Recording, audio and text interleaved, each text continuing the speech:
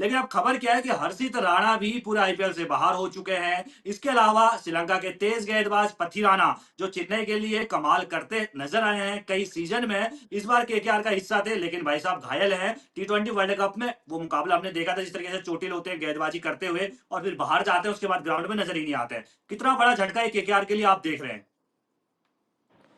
खजान बहुत बड़ा झटका है। अगर हर्षित राणा को देखो आप, जैसा मैंने अभी बोला था, हम बात करते हैं आपस में ऑफलाइन, जो हमने बात करी खजान, वहां पर हमने ये भी बात करी कि हर्षित राणा शायद आईपीएल में केकेआर के कैप्टन ऑप्शन भी हो सकते हैं। क्योंकि जिस तरीके से आपने देखा होगा भाई, पोस्ट डाली है अजिंक्य राणे ने, उससे पता लगता है कि भाई अजिंक्य राणे तो अब कप्तानी नहीं करने वाले हैं।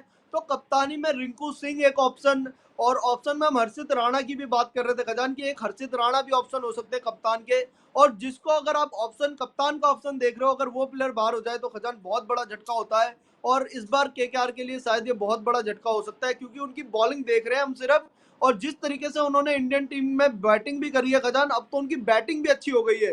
तो कहीं ना कहीं हर्षित राणा एक बैट्समैन, नीचे जो आकर 8 नंबर पर अच्छे लंबे लंबे छक्के लगा सकते थे, वो भी चले गए, और बॉलर तो अच्छे थे ही खजान। जिस तरीके से उन्होंने पिछले सीजन और उससे पिछले सीजन, जिसमें केकेआर शायद 2024 में ही जीती थी, वहां पर जिस तरीके बिल्कुल, की उन्होंने 2024 गेंदबाजी में कराई थी 19 विकेट चटकाए थे।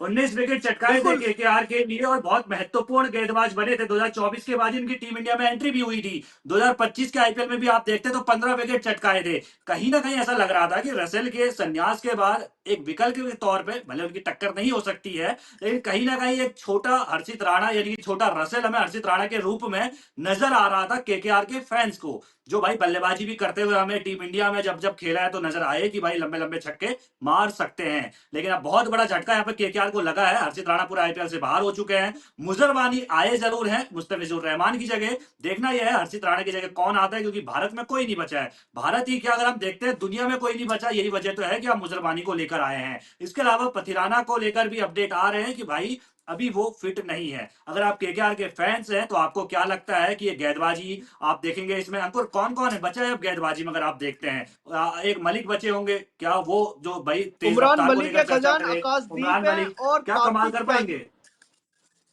कार्तिक बिल्कुल। त्यागी है, उमरान मलिक है, और खजान आकाशदीप है। तो मुझे लगता है कि आकाशदीप को मौका मिलेगा और उमरान मलिक को मौका मिलेगा। कार्तिक त्यागी ने भी राजस्थान की तरफ से अच्छी गेंदबाजी करवाई है, उसके बाद शायद पिछला सीजन उन्होंने एसआरएच के साथ खेला था खजान।